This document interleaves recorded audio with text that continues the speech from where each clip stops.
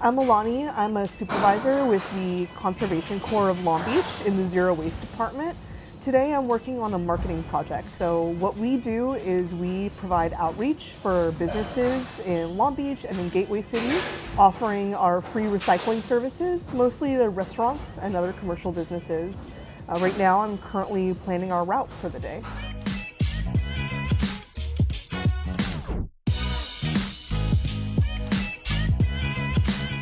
We are now at our second location. We just finished talking to the general manager, offering him our free recycling collection services. He said he was interested. Now we are on to our next location.